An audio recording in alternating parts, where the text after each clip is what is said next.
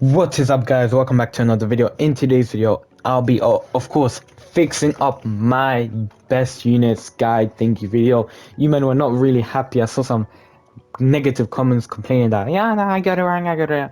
My bad. I'm gonna fix it now because I did a bit more research. So this will be a godly tier list video. If you want any more videos for like certain rarity units or certain type of units, let me know down below in the comment section. I'll definitely get that done to you guys for you guys. But anyways, let's get right into it. So you of course probably want to know what the best godly in the game is, right? Look no further. Like, it's quite simple. Like, I don't have him sadly, but from everything I've heard, from every like information, everything, is Gilgamesh. Gilgamesh is the best. Why? Why, you may ask? It's actually not that difficult to know the answer. It's more or less, if you even go here, right? If you go here, you look at his passive, his buff, as being in the first law. He buffs allies based on the element. Come on, man. Who on earth can do that? And you get buff either like whatever element you are. What? And plus his damage is outrageous. He has a nuke in him. He has basically everything, and it's literally 2-in-1 unit. Yeah, as you see here, I have currently not gotten Gilgamesh. He's still here, waiting to be used, waiting to be evolved. I'll be doing a video on that where I get him on Octane and look at him fully. But he is therefore the best mythic currently right now out there. Next one, number 2, has to be Denji. Now, you guys might complain, no, it's not Denji, it's him. No, I'm sorry, it's Denji. Overall is Denji. So number 2 overall is 100% Denji. If we're talking about infinite for longer periods of time, it'll be Sukuna, because Sukuna has some crazy stuff going on in him, bro. Like, that guy is just, he's crazy. Like, I'm on my grind. I'm literally gonna, I think my next godly will be Sukuna. Where is he? Am I blind? Yeah, there. True Curse King. This guy reduced ability. Yo, he is meta for infinites, okay? He is one of the best infinite. Like, overall, Gilgamesh is the best in everything, basically. But he is definitely there. Sukuna is up there, right? If we're talking about ability-wise, yeah? Him. This guy right here. This guy right here. Super good. Then, in your third spot, I feel like it's a matter of fact of top 3, and then I could just speedrun it. I don't want to keep it long anyways, but yeah, Ichigo.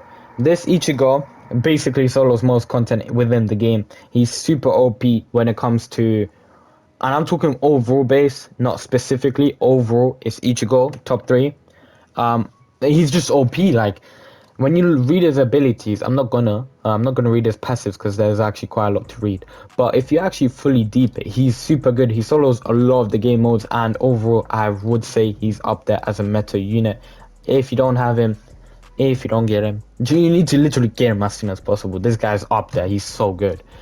Then, now we went over the top 3. Let's speedrun the rest. Yeah, I don't want this to be a long video. Then you have Shinra. Actually, I have most of these guys anyways. Then you have Shinra. This Shinra guy, it depends on what your team's majority element is.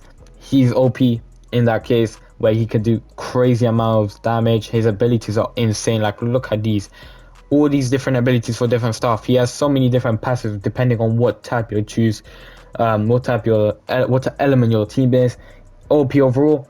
Number 5, I mean, would have to be this guy, Goku. Goku is still a very good unit. Maybe not top 3, but he's definitely a top 5 unit, in my opinion at least. 30% team damage to bosses is quite useful as a ability, but overall, like, usage base, he's up there from what I've heard. Sukuna is then next after him. As again I said, Sukuna is very good for infinite, but he is also good overall with his also active ability, decreasing cooldown of abilities. Therefore, you can nuke much more easily. After Sukuna, it's gonna have to be Wukong. I see he is quite underrated with how he applies bow and everything. His also abilities are quite underrated. If you actually read them, they're crazy good, but you do actually need quite a bit of money to maximize and use some of these abilities, as well as his actual overall ability, like team ability, is super good. Therefore, top 3 in the game. 100% team ability damage. That means your nuke is going to be doing double the damage. It's quite useful in tournament. That's why we're saying he's there. Sungju is after him, I'd say. I feel like Sungju is still very usable unit. I know I have glitched on that, but I still feel like he's a usable unit. His overall passives are good, and his summons are amazing. Mainly that they do quite the damage. Honestly, they could destroy a boss quite easily. Look at his 50% chance to revive an enemy, and then he'll have 150. He has basically has 1.5 times the health he killed them in. Crazy good, crazy usable still. After him will have to be Garo.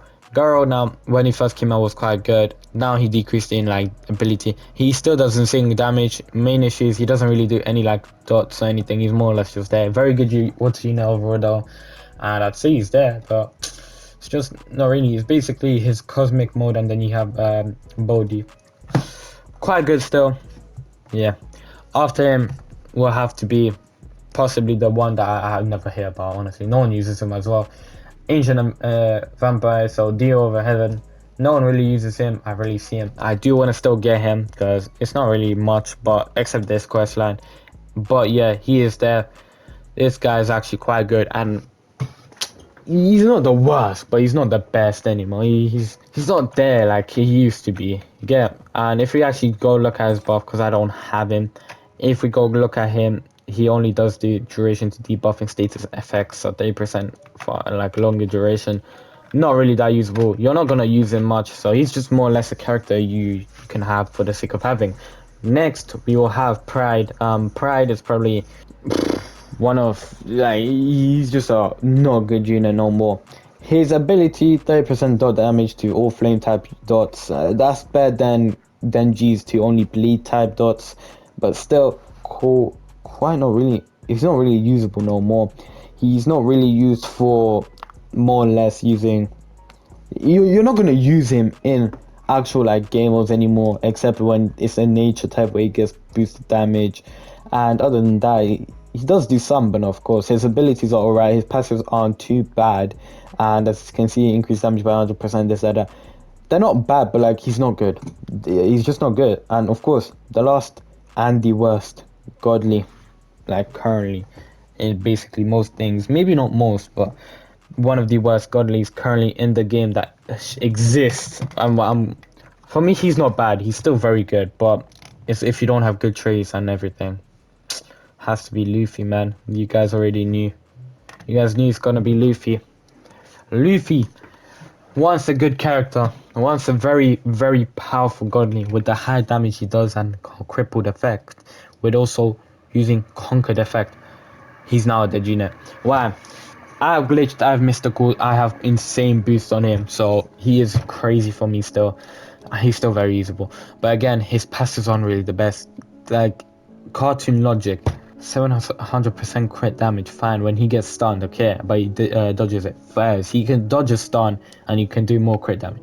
Is he truly usable like that? Nah. And every 5 attacks, he inflicts a conquered effect, which stuns enemies. That's a good idea. Conquered, that's literally the only reason I actually use him, like conquered, and then of course his nuke ability, and even this I don't really use, but it's mainly nuke ability that I use. So he's probably the worst mythic Godly, I mean, and I wouldn't really recommend using him.